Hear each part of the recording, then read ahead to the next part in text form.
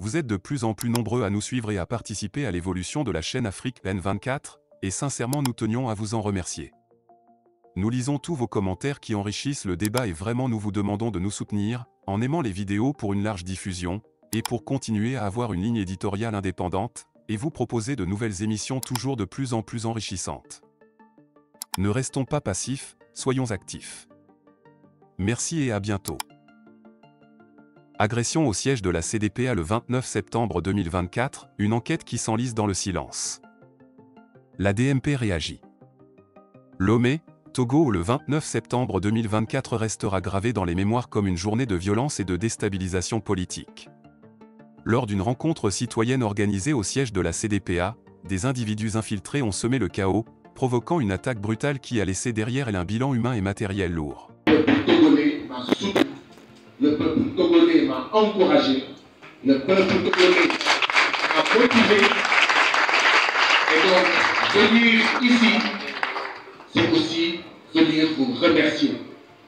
Vous dire que vos messages d'encouragement me sont allés droit au cœur. Que vos messages d'encouragement m'ont fait sentir moins seul dans ce Parlement de la CEDEAO, qui pour moi est un Parlement néocolonial, est un Parlement au service des chefs d'État et non au Parlement au service des peuples africains. Et c'est à nous de transformer ce Parlement de la CEDEAO, de le prendre du Parlement des chefs d'État où il se trouve et d'en faire un Parlement des peuples africains. Donc merci à vous toutes et à vous tous pour ces messages de solidarité, ces messages d'encouragement. Je voudrais aussi vous féliciter, après vous avoir remercié, vous féliciter. Parce que tenir cette rencontre était déjà un défi. Et ce défi, vous l'avez relevé. Organiser cette rencontre était un défi et vous avez relevé ce défi. Ça veut dire qu'à un peuple conscient et à un peuple uni, rien d'impossible.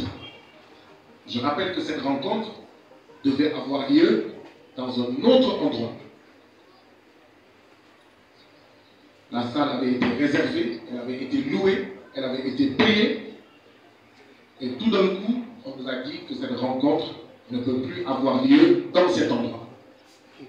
Ça veut dire peut-être qu'il y a des gens qui ne voulaient pas que cette rencontre ait lieu. Alors moi, je suis africain, je suis sénégalais, mais je suis aussi togolais. Je suis aussi togolais. Et c'est pourquoi, avant de continuer, je nous invite à nous lever. Je nous invite à chanter l'hymne national du Togo. J'apprendrai immédiatement à le chanter.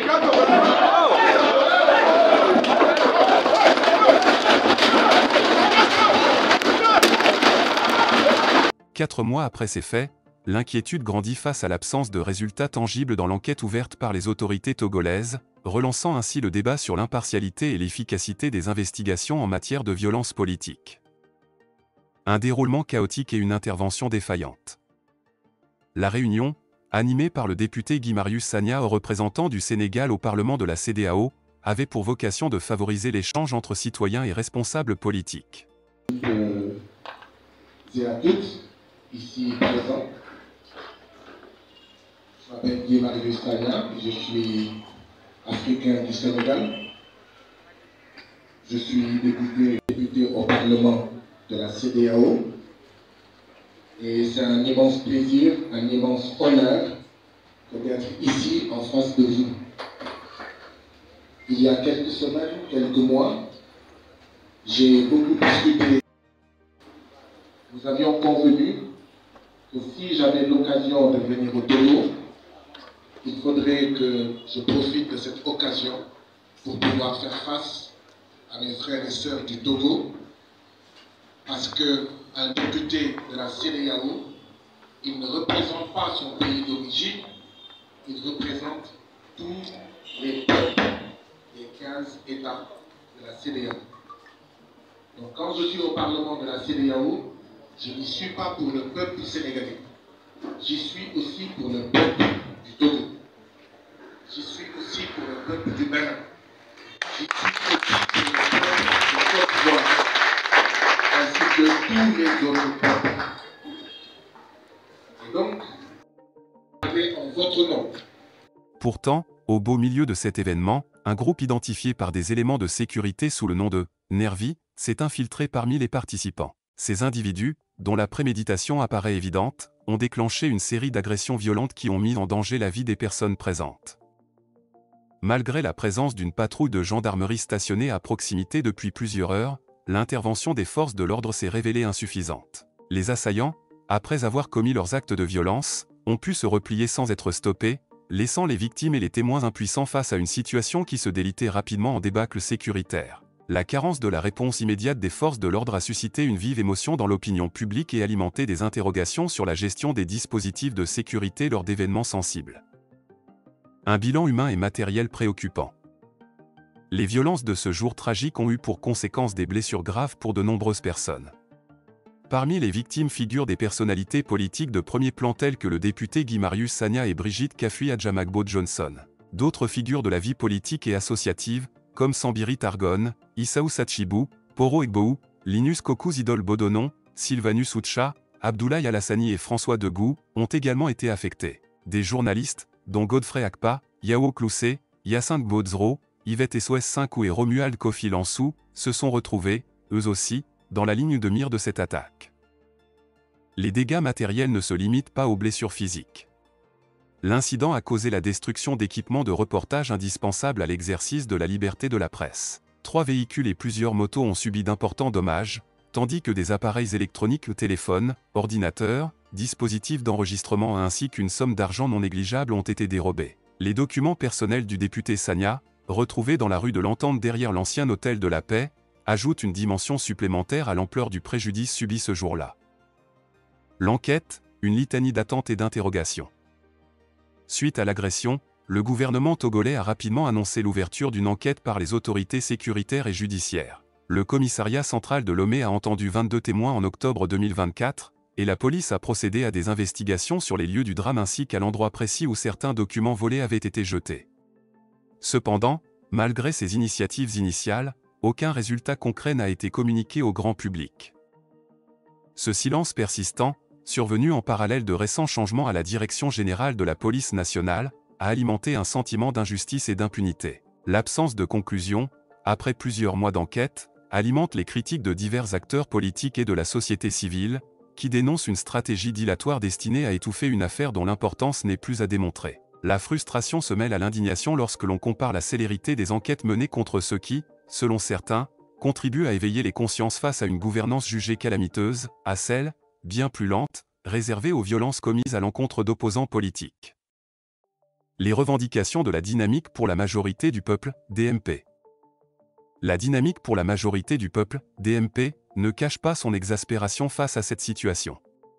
Dans un communiqué véhément, la coalition dénonce une attente interminable et insupportable et demande la publication immédiate des conclusions de l'enquête. Pour la DMP, cette affaire illustre une inégalité de traitement, alors que les actes visant à informer et mobiliser les citoyens sur les dysfonctionnements du régime actuel bénéficient d'une réaction rapide et exemplaire de la part des forces de l'ordre. Les agressions contre des opposants politiques semblent être reléguées au second plan, voire systématiquement ignorées. Selon la DMP, cette disparité dans la gestion des enquêtes révèle une volonté manifeste de dissimuler des faits susceptibles de compromettre l'image du pouvoir en place. En exigeant une transparence totale, la coalition politique met en garde les autorités contre toute tentative de faire disparaître cette affaire dans l'ombre de précédents similaires. L'agression du 29 septembre 2024 ne restera pas impunie, affirme avec force la coordinatrice de la DMP Kafui-Adjamagbo-Johnson, soulignant la détermination de l'opposition à obtenir justice, quelles que soient les conséquences. Nous avons affaire à des gouvernants qui ont l'habitude d'ouvrir des enquêtes et de ne jamais arriver à rendre publiques les conclusions de ces enquêtes. Nous avons fait entendre 22 témoins qui ont été écoutés et puis plus rien. À ce jour, 4 mois après ces événements gravissimes, on ne sait pas où on en est. On a l'impression que c'est l'impunité qui est encouragée. Et surtout, si on ne punit pas, si on ne met pas un rôle là, nous pourrions, si on nous a agressé une première fois, alors que nous organisions une activité au siège de notre parti, eh bien, ça veut dire qu'on est susceptible de subir les mêmes agressions. Nous sommes déterminés à obtenir justice. Des interrogations sur la justice et la gouvernance. Le cas de l'agression au siège de la CDPA interroge sur des pratiques qui semblent s'inscrire dans une logique récurrente. Lorsque les violences visent des opposants politiques, l'enquête s'enlise dans des lenteurs inexplicables. À l'inverse, les actions entreprises par des citoyens ou des militants qui osent dénoncer ouvertement les dysfonctionnements du régime se voient souvent traitées avec une réactivité exemplaire, avec des arrestations rapides et des conclusions de procédures judiciaires qui ne laissent aucun doute sur la fermeté des mesures prises. Ce double traitement soulève des questions fondamentales sur l'équité du système judiciaire et la volonté réelle des autorités de protéger les droits fondamentaux de chaque citoyen, y compris la liberté d'expression et le droit à la manifestation pacifique. Dans un contexte où la contestation politique est fréquemment perçue comme un acte subversif, la transparence des enquêtes apparaît comme un impératif démocratique. Un climat politique en pleine ébullition. Au-delà des faits divers, l'attaque du 29 septembre 2024 s'inscrit dans une dynamique politique plus large. Depuis 6 décennies, le régime en place est régulièrement accusé de recourir à des méthodes de répression et de manipulation pour étouffer toute forme d'opposition. Dans ce climat de méfiance et de défiance, chaque incident violent est perçu comme le reflet d'un système qui privilégie la sécurité des élites au détriment des libertés individuelles. L'indignation suscitée par ces événements a rapidement dépassé les frontières nationales. Des voix de la communauté internationale se sont élevées pour demander une enquête impartiale et approfondie, qui permettrait de rétablir la confiance dans les institutions judiciaires et sécuritaires du pays. Les organisations de défense des droits humains, ainsi que divers acteurs politiques, appellent à ce que les responsabilités soient clairement établies et que des mesures concrètes soient prises pour éviter que de telles dérives ne se reproduisent. Les perspectives d'avenir. Alors que l'enquête se trouve à un point d'impasse, l'attente des citoyens et des acteurs politiques ne faiblit pas. La demande de transparence devient une exigence incontournable, tant pour rétablir la confiance dans le système de justice que pour garantir que les violences politiques ne soient pas reléguées au rang de simples faits divers oubliés dans le tumulte quotidien. Pour de nombreux observateurs, il est impératif que les autorités togolaises prennent les devants en publiant les résultats des investigations et en engageant des poursuites contre les responsables, quel que soit leur statut ou leur position. La mobilisation ne se limite pas à la sphère politique. Et des appels à la solidarité se multiplient, tant au niveau national qu'international. Les médias jouent un rôle crucial en continuant à relayer l'information et à dénoncer toute tentative de dissimulation ou de manipulation des faits. Le rôle de la presse, en tant que contre-pouvoir, est essentiel pour que justice soit rendue et que les citoyens puissent exercer pleinement leur droit à l'information.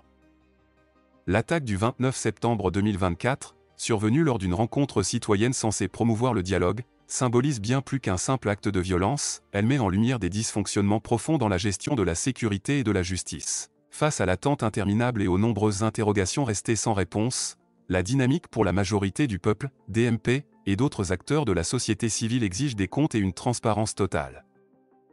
Dans un contexte politique tendu et où la légitimité des institutions est régulièrement remise en question, l'issue de cette affaire revêt une importance capitale pour l'avenir de la démocratie togolaise. Le défi reste de taille, celui de concilier sécurité, justice et respect des droits fondamentaux, afin que chaque citoyen puisse, sans crainte ni hésitation, participer activement à la vie publique. En attendant une réaction forte des autorités, le silence pesant sur l'avancement de l'enquête alimente un climat d'inquiétude et de défiance, qui ne saurait perdurer si l'on veut espérer une gouvernance réellement démocratique et respectueuse de ses citoyens. Que viennent les tyrans, ton cœur soupire vers la liberté. Tel est le cri de ralliement qui, dans un contexte où l'indignation se mêle à l'espoir d'un changement profond, résonne comme une promesse de justice et de renaissance démocratique pour un peuple en quête de vérité et d'équité. Likez la vidéo si ce n'est pas déjà fait. Laissez aussi votre point de vue en commentaire. Abonnez-vous et cliquez aussi sur la petite cloche de notification pour ne rien rater de nos prochaines vidéos. N'oubliez pas de partager aussi la vidéo et de la liker.